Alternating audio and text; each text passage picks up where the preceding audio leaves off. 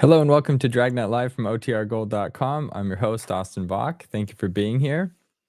Today, if this is your first stream, we're here every Monday, Wednesday, and Friday at 9 a.m. Pacific, listening to one episode of Dragnet until we have listened to all 310 episodes currently available. Today, we're listening to episode 109. The title is The Big Setup. And it originally aired July 12th, 1951, and is about a gang of thieves working in Los Angeles that are looting fashionable homes of hundreds of thousands of dollars worth of furs and jewels. And again, just to remind you, this is $100,000 in 1951, which is probably at least double, maybe triple that amount. Someone fact check me on that. I mean, it's going to be more than that, but I don't know exactly what multiple. But it's a lot. Okay. Hello to So Over It, Nell, Sam, and Bonnie, who are already in the chat. If you'd like to join today's chat, all you have to do is subscribe to the channel. You can go over there.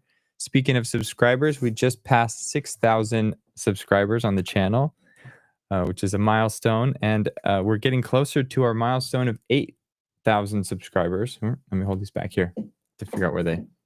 Here they are. Look at these.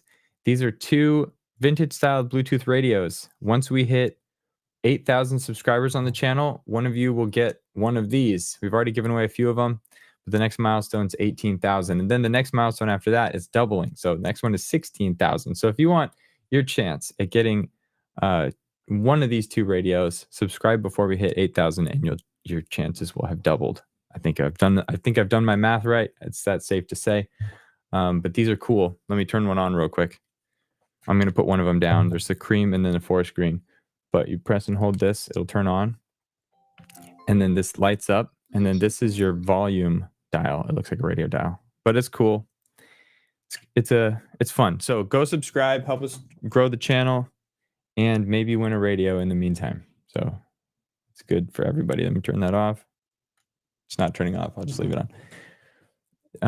Okay, so what do I have here? Historical context for today's episode. This episode, as I said, originally aired July 12th, 1951, and the week before it was broadcast, we have several actors that were born this week. The Australian actor Geoffrey Rush, who played in Shakespeare in Love, The King's Speech, but for me, he's Captain Barbossa from, I think he's Barbossa. Yeah, Captain Barbossa from Pirates of the Caribbean. That's the first film that I saw that I paid to see multiple times in the theaters. I loved the very first one with Geoffrey Rush. It's amazing. So he was born in Queensland, Australia. The American actress Angelica Houston from the Addams Family films, the original Addams Family films. Well, not the original because there was a TV show. So like the 90s Addams Family films, the ones that I consider the original.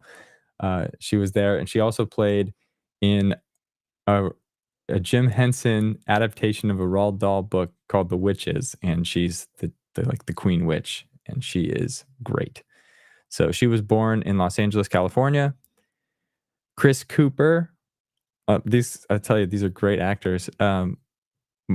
Chris Cooper's played in a lot of stuff. I remember him most, or I think of him most from The Dad from October Sky, which is a great movie based on a true story, based on the life of Homer Hickam.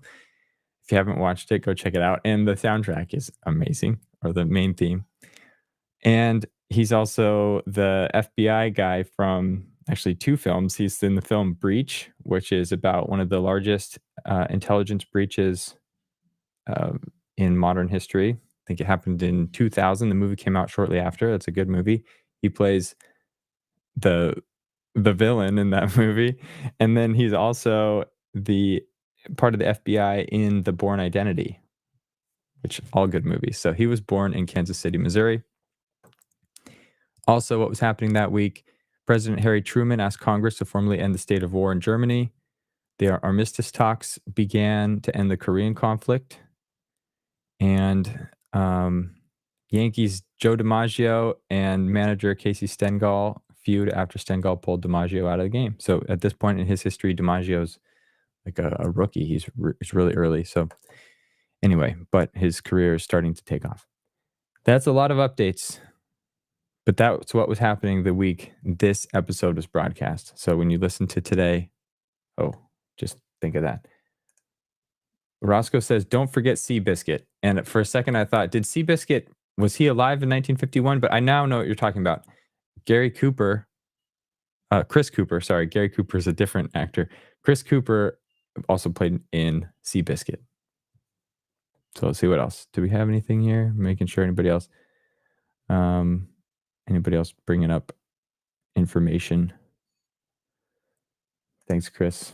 Just good morning to the host with the most. Cool. Howdy, fellow Dragneteers. Linda, welcome to the stream. I subbed on this one to reach that 6,000 goal. Thank you. We're glad you're here. Hit the like button. Yes. Okay, awesome. Our numbers are growing. This is great.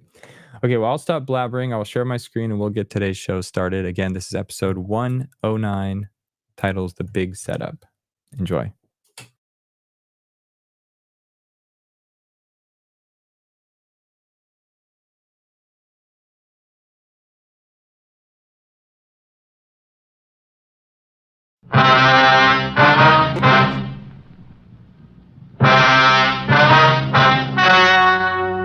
The story you are about to hear is true.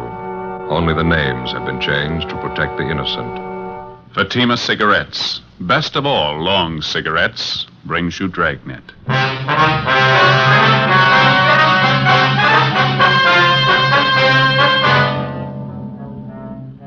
You're a detective sergeant. You're assigned to burglary detail. A gang of clever thieves are at work in your city. In 3 months, they've looted fashionable homes of $100,000 in furs and jewels. There's no clue to their identity. Your job, get them. In Fatima, the difference is quality. Yes, in Fatima, the difference is quality. Quality of tobaccos. The finest domestic and Turkish varieties, extra mild. Superbly blended to give you Fatima's much different, much better flavor and aroma. Quality of manufacture. Smooth, round, perfect Fatima cigarettes. Rolled in the finest paper money can buy. Manufactured in the newest and most modern of all cigarette factories. Quality. Even to the appearance of the bright, clean, golden yellow Fatima package. So compare Fatima yourself today. You'll find Fatima gives you all the advantages of extra length, plus Fatima quality, which no other king-size cigarette has. Yes, light up a Fatima. Your first puff will tell you, ah, that's different. Because in Fatima, the difference is quality.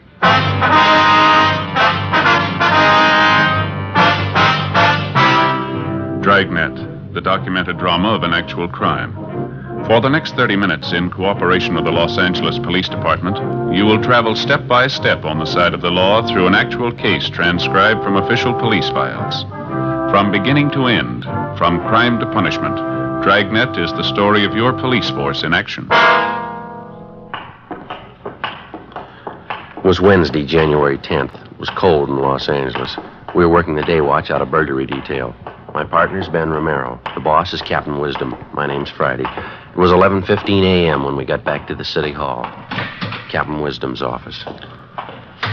Hi, Skipper. Hi. How'd you make out? Not too good. Same old story. Anybody in the house when the thieves broke in? Yeah, the children's nurse was there. She said the burglary took place about midnight. She was asleep in bed at the time. Uh-huh. The nurse said she woke up when she heard the thieves forcing their way in through a side door. She jumped out of bed, ran for the telephone in the hallway, and they grabbed her before she could reach it. Do her any harm? Well, a little, yeah. They tied her up, locked her in a closet. Same MO as the other job, Skipper. 3 men, each of them wore gloves and a mask. They took all the furs and jewelry they could find, nothing else. Nurse give you the same general description on the 3 of them? Yeah, it's not going to help much. Said 2 of the men were tall, medium build, and 1 was short, heavy build. She was so rattled she couldn't even remember the clothes they had on. 12 jobs for the same gang in 3 months. We don't even have a good description of them. How slow can we move? Doing everything we can, Skipper. Excuse me.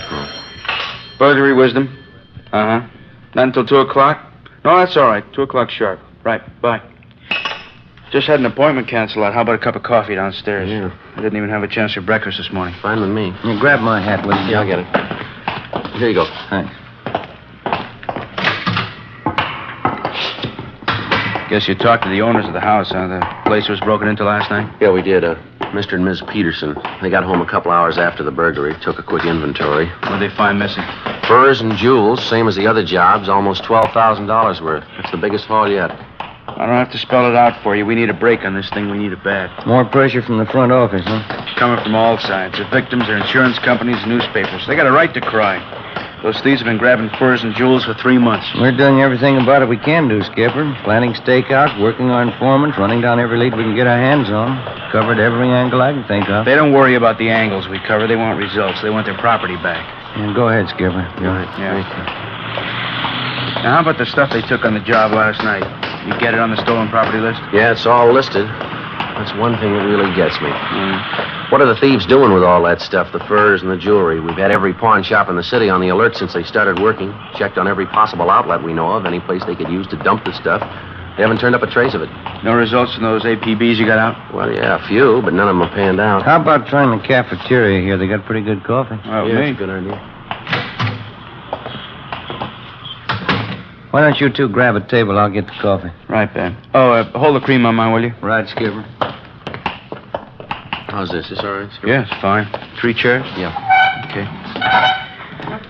How about it Friday? You or Ben got any ideas at all? Well, there's one thing we wanted to talk over with you. We were kicking the idea around on the way back into the office. Uh-huh. Would you like a smoke? Oh, thanks. Mm-hmm. There you go. Last night, we were comparing the different stories we got from the burglary victims. Yeah, light. Thank you. You get a light all right? Yeah, it's all right, thanks. Go ahead.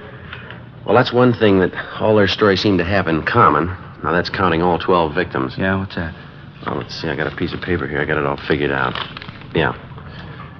We know all the victims are fairly wealthy people. They go out quite a bit, parties, nightclubs, things like that. Yeah. None of them were at home at the time the burglaries were pulled. That's right, yeah. Here you go. There's your Skipper. No cream, thanks. Joe. Thank you very much. I was just telling the captain about that idea we were talking about on the way back in. Yeah, well. All right, so none of the victims were home at the time of the burglary. Where does it go from there? Well, for one thing, we all pretty much agree that there must be a finger man working with the gang, don't we? Somebody who knows the victims aren't home. Somebody who also knows the victims aren't wearing the furs or jewels on that particular night, is that right? That's right. We've been going on that assumption. Now, the question is, who's the finger man? Well, that's what I'm trying to get at here. Ben and I compared the victims' stories. We found out that in every case, each of the victims had been out in some public place from 3 to 5 days before the night of the burglary. Now, at that time, every one of them wore furs and expensive jewelry. Yeah. Why don't you read off some of those examples we got there, Joe? Okay. Well, here's the first one. Mr. and Mrs. Charles King. Now, on December 10th, they went to a nightclub out in Hollywood. Mrs. King wore a fur coat and quite a bit of jewelry. On December 14th, they went out to a theater. They didn't dress up at all. They left the furs and jewels at home. That's the night that their house was burglarized. And this same pattern shows up in every one of the victims' stories? No, it's not quite that close, but the same elements seem to be there. Here's another one, Skipper. Let's see. Mr. and Mrs. Lyons. November 20th, they went to a big party at a restaurant out on Sunset. Woman wore jewelry, expensive fur wrap. A week later, they went to a party at a friend's house. Mrs. Lyons left her furs and jewelry at home, and the same night, the thieves broke in. Yeah, that's a pretty good angle. How do you tie up all the loose ends? Well, I can see that paper again, Ben. We got it halfway figured right here. Just before each of the victims was taken, they appeared in a public place, wearing the furs and jewelry. We've got a list of all the places, nightclubs, restaurants. There's about 6 of them here. So the finger man for the gang must be watching these 6 places. He spots the people with the expensive furs and jewelry and tips off the gang. They watch the house. Next time the people go out and the thieves see the woman isn't wearing her furs and things, and they move in. It's not a sure thing. We're just guessing, you understand? What do you think? Well, it sounds like a fair guess. Let's move on it. We'll have to cover each of those nightclubs and the restaurants. It's going to take more men, more time. Could be nothing but a blind alley. We got the men, we got the time. Let's try it. 10 p.m., Wednesday, January 10th. Our idea for stopping the burglary gang by reaching their spotter or finger man was put into operation. The half-dozen nightclubs and restaurants where we thought the spotter might be checking off richly dressed couples as future burglary victims were placed under strict surveillance. Managers and employees of each of the places were questioned. It went slow. The first week got us 4 leads to check out. They led nowhere. Any and all suspicious-looking persons loitering in or near the clubs and restaurants that we had staked out were questioned and checked out thoroughly. Another week passed, no results. In the meantime, on January 23rd, the burglary gang hit again, this time at a dentist's home in the Hollywood Hills. The maid, a Miss Ilsa Bergstrom, was the only one present at the time of the burglary. Ben and I drove out to interview her. It was soon before midnight. The Mr. and Mrs. was gone out. They were sitting with the television. The 3 men broke in the side door. Is that right, Miss Bergstrom? Yeah, the side door, I think so. They were sitting with the television watching. I hear this sound. I turn around, and the 3 men, they're right there in the room with me. I thought I could scream, but I couldn't. Well, do you remember what the men looked like, Miss Bergstrom? How they were dressed? I don't know. I was so much being frightened. One of them had a jacket on, I think. A dark jacket. The others, I don't know. Anything else about them that you noticed? Yeah, they had masks all over their faces. I couldn't see. I jumped up. I tried to scream, but I was so much frightened. What'd they do then, Miss? Yeah, they put a cloth all around my mouth so I couldn't make noise. Then they tied my hands and my feet, and they put me in the closet out there, just about the hallway. I was kicking and hitting at them. Mm-hmm. Had you ever seen any of the men before, Miss Bergstrom? No, never before. Do you think you'd know any of the men if you saw them again? I shouldn't be sure. One of them, maybe I might know him. Well, how do you mean? Did you get a look at his face? Yeah, only it was very quick. When they was putting me in the closet, I was hitting and kicking at them. Mm-hmm. One of the men, I knocked his hat off. It fell on the floor. I pulled at the thing on his face, the mask. Almost it came off. Well, from what you could see, what did the man look like? Blonde hair, I can remember. It's not so much on top here. It's only on the side here. Mm-hmm. And there was right there by the forehead, hair, a scar going over that way. Yeah. Was he a big man, do you know? As big as the other two? No, he was a smaller man. He was bigger this way, fatter. Yeah. He was so mad when I knocked his hat off, I thought maybe he'd kill me. They only put me in the closet, and then they closed the door. I could hear them upstairs going through the Mr. and Mrs. room. And you're pretty sure of the description you've given us, Miss Bergstrom? Oh, yeah, the scar, the blonde hair. Not so much on top. I remember that. It was...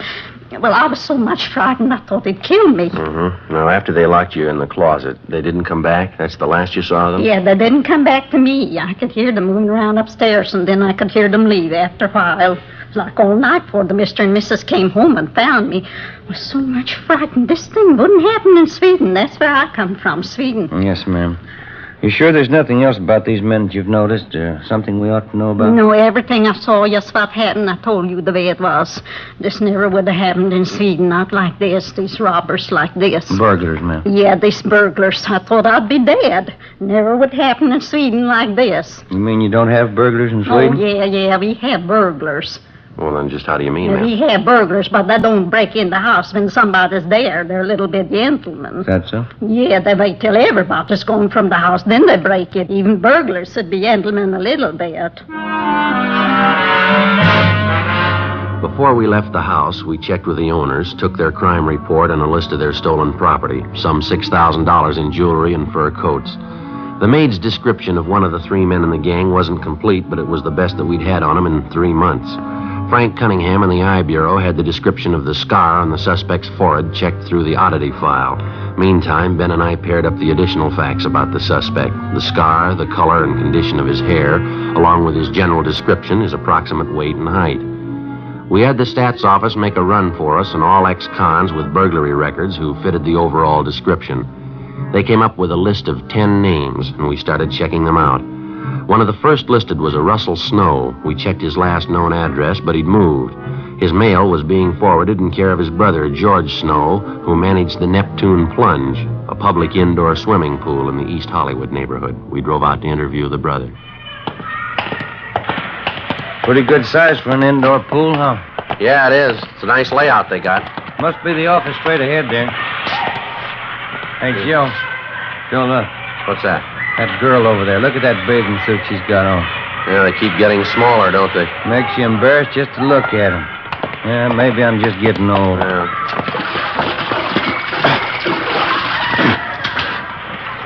Yes, sir? We're looking for George Snow. Yeah, I'm him. Police officers, Mr. Snow, like to talk to you a few minutes if we could. Oh, yeah. Hey, let me grab a towel over here. Get dried off, Phil. Sure. Come on over. Pull up one of these deck chairs here. All right, Thank you very much. Well, what is it, officers? What can I do for you? You have a brother, isn't that right, sir? A Russell Snow? Yeah, that's right. Russ is my brother. Anything wrong? Well, we'd like to locate him if we could. Do you know where we can find him? No. Don't think I can. Last I heard from Russ was about 6 months ago. Said he was going to take a job in Minneapolis. Mm-hmm. Not in trouble again, is he? Not that we know of. We'd like to locate him, that's all. I don't think I can help you much. Russ isn't much of a letter writer. Only time I hear from him is when he's in town. We've checked at the last place your brother was staying. They told us he left word to forward all his mail here to you. Is that right? Yeah, that's right. Russ asked me to take care of it. No letters have come through so far, though. Mm-hmm. Were you to hang on to his mail or send it on to him in Minneapolis? No, I was going to hang on to him. Russ said he'd pick up his mail next time he was through. As I say, that was 6 months ago. I haven't seen or heard from him since. Then you wouldn't know if he was actually in Minneapolis or not. But no, I wouldn't. Guess you know my brother Russell had a police record. Yes, sir, we do. He had that trouble a couple of years ago, that burglary rap. I think Russ learned his lesson. Are you your brother's only living relative? I mean, is there anyone else in town who might have heard from him? I don't know, officer. Excuse me just a minute. All right, kids, no running around the side of the pool, you hear? You slip and break your neck. No more running. Sorry, I gotta watch him like a hawk. Yes, sir. Like I was saying, I can't think of anybody who might have heard from Russ. I'm his only relation, but he does have a few friends around town. I mean, legitimate fellas, you know. Yeah, huh? They come around once in a while, drop in and say hello. Have any of them heard from your brother? They might have, but I didn't ask him. There's old Matt Garson. He's a good friend of my brother's. He was in the other day, but he didn't say anything about hearing from Russ. Might be that he has. Maybe he didn't think to mention it. Where does this Matt Garson stay, do you know? I really couldn't tell you, officer. That's a real character, kind of a floater. Doesn't stay with one job more than 2 months. Like last week when he was in here. Yes, sir? He's a real pitchman. Gave me a big sales talk. Biggest bargain on earth. Said he'd sell me a couple of them real cheap. I didn't have any use for them. What's that, sir? Fur coats. Before we left, George Snow gave us a complete description of Matt Garson, together with the names of 5 of Garson's acquaintances who might know of his whereabouts. When Ben and I got back to the city hall, we checked Garson's name and description through R&I. He had a record of 2 fairly recent arrests, but no convictions. Both arrests were for suspicion of burglary. We checked on Garson's last known residence. He'd moved, no forwarding address. His last place of employment was listed as the Park Tivoli nightclub out on Wilshire Boulevard. The Park Tivoli was one of the 6 places that we'd staked out as a possible working ground for the burglary gang's finger man, a place where he could spot expensively dressed persons, check on their home addresses, and line them up as future burglary victims. Ben put in a call to the manager of the Park Tivoli to check on Garson's employment. What was that, sir? Last July. I see. Well, yes, sir, we'll probably be out tonight. Right, thank you. Bye. What'd you get? Garson worked out there, all right. Parking lot attendant. He quit last July. If he's the guy checking off the customers' furs and jewels, he's in a perfect spot. Yeah. Manager told me that Garson has a girlfriend. She still works at the club. Might be the answer, Joe. Well, how do you figure? She runs a hat check stand.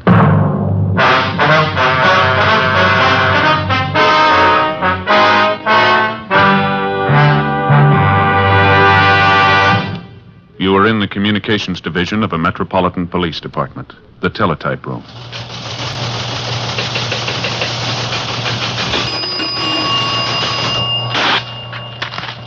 .43 LOS 52951, 12:03 p.m. APB, WMA 150, 5'6", dark hair, dark eyes, wearing gray suit, no hat.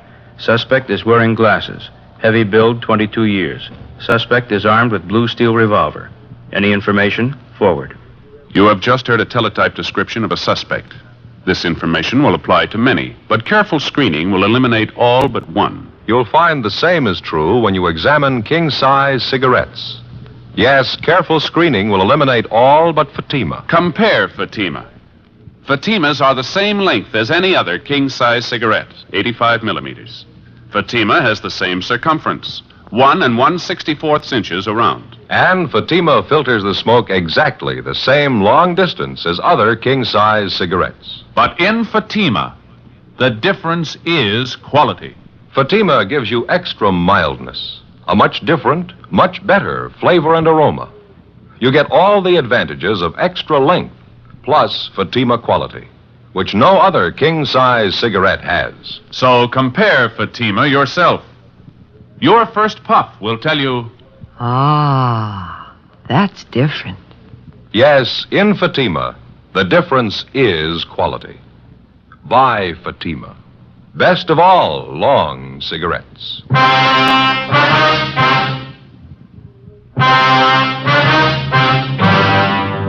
One of the biggest problems that faces a police officer working the burglary detail is not only apprehending the thief, but also recovering the stolen property. Dozens of criminals of this type will spend 5, 10, or even 15 years in prison if they know that on their release they will have a stake of thousands of dollars in stolen property which they've hidden somewhere to start over again with.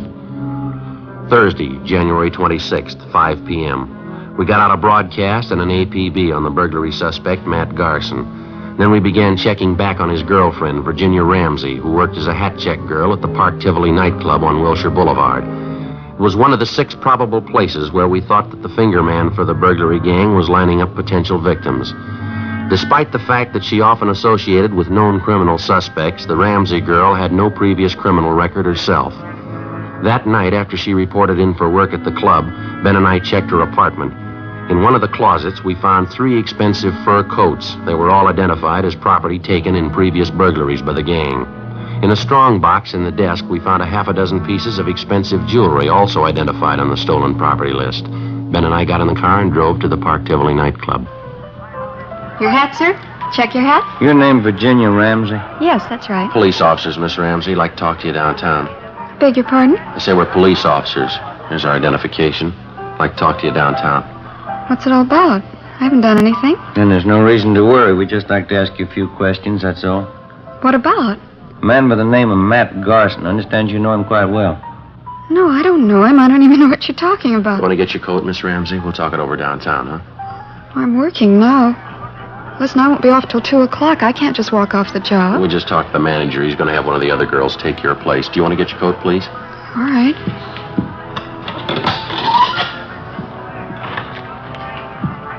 You sure you checked with the manager? I don't want to lose my job leaving like We this. talked to him. It's all right. This way, please, out the side door.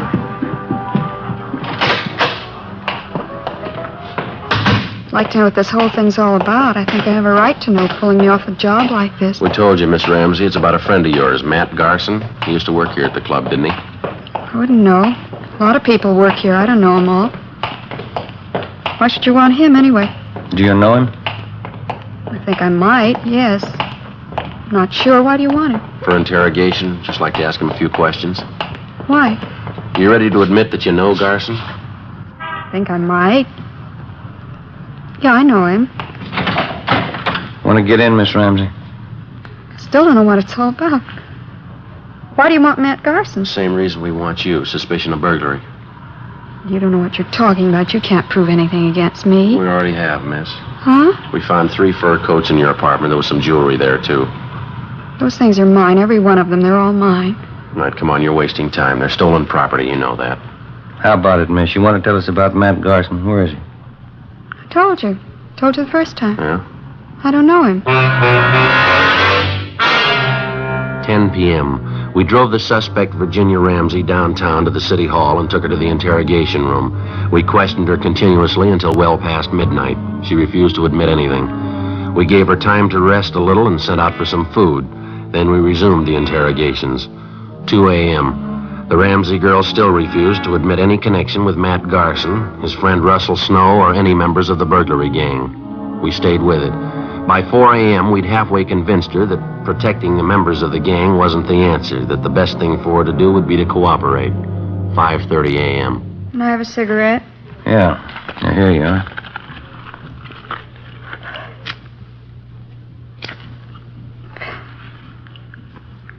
I'll tell you about it. I know Matt Garson. He's one of the gang. You know where he is? No. He got me into it. He made me do it. There wasn't anything else I could do. What did he make you do?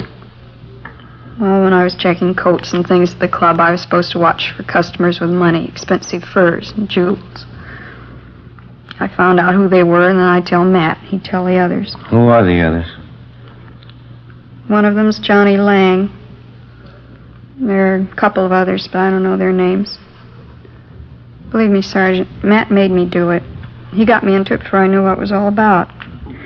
When I found out, he threatened to frame me if I didn't go along with him. Do you know where any of these men live, where they hang out? No. None of them, not even Matt. Ever since he moved, he wouldn't give me his new address. Do you think Garson will try to contact you at your apartment in the next few days, maybe? No, I don't think so. Not until after the next job. They're waiting on it now. They've been watching the house. Which house is that? Place out in West Hollywood. Wealthy people. They were in the club about a week ago. And the gang's waiting for them to go out some night and leave their valuables at home, is that Yeah, that's right. Matt says it's an easy house to break into. He thinks it ought to be a cinch. it? Matt ought to know better. Huh? It's the easy ones you trip over. Before we booked her in on suspicion of burglary, Virginia Ramsey gave us the name and address of the people in West Hollywood who were supposedly the next victims on the burglary gang's list. Later in the morning, we drove out to see the people. A Mr. and Mrs. Thomas Thornton told them the story and laid out our plans, which they agreed to. That night, the Thornsons left their home a few minutes before 9. They were simply dressed, no furs, no jewels. At 9:35, 3 men scaled a fence at the rear of the Thornsons' home and broke in through a side door.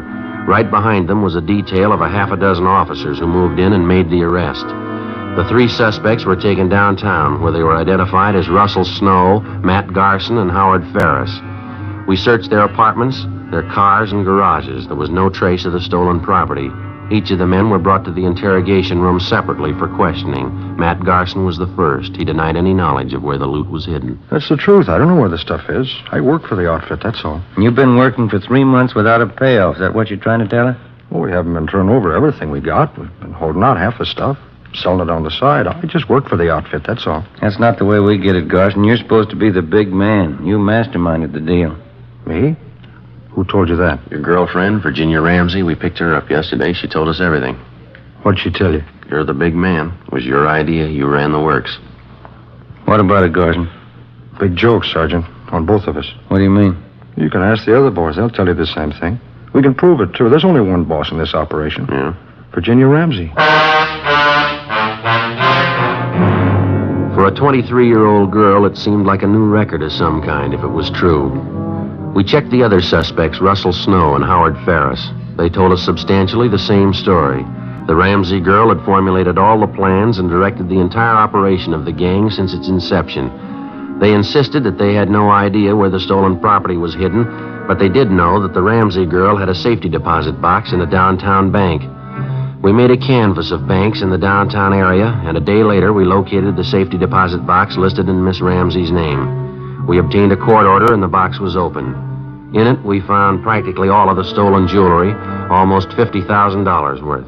Ben and I went back to the main jail where we had Virginia Ramsey signed out for investigation. We brought her to the interrogation room where we confronted her with the evidence. I didn't think you'd find out. I didn't think you'd ever find out. How about the furs, Miss Ramsey?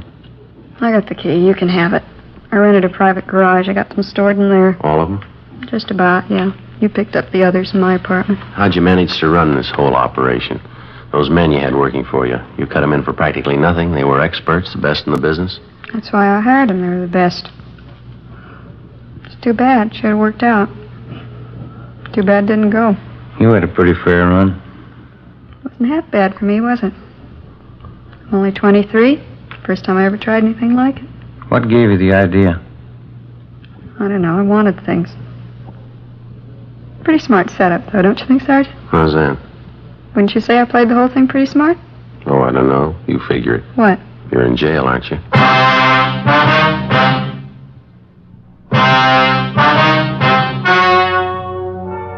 The story you have just heard was true. Only the names were changed to protect the innocent. On March 28th, trial was held in Superior Court, Department 89, City and County of Los Angeles, State of California. In a moment, the results of that trial. Now, here is our star, Jack Webb. Thank you. Friends, if you smoke a long cigarette, I want you to get acquainted with Fatima's. This weekend, for instance, when you're relaxing and taking it easy, you'll really appreciate Fatima's better flavor and aroma. And I know you'll like Fatima's extra mildness. Make a note tomorrow. Buy Fatima's in the familiar yellow carton.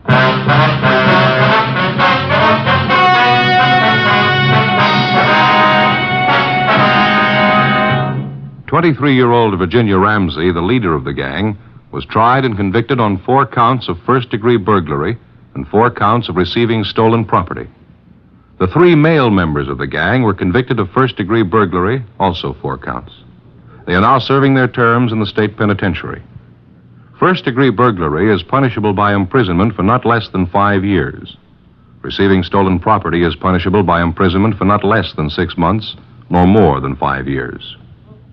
Ladies and gentlemen, vacation time is here again, and a great many of you will be taking trips in your automobile. Danger is never absent from the highways of America. Be careful. The care you take may save a life, and that life may be your own.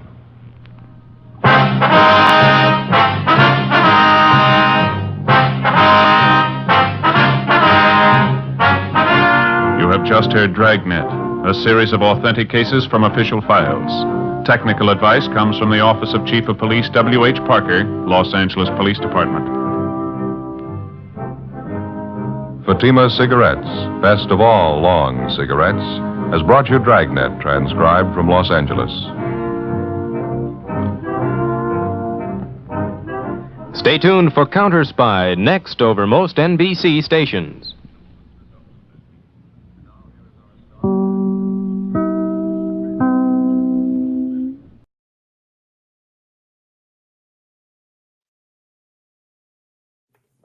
All right. I hope everyone enjoyed that episode.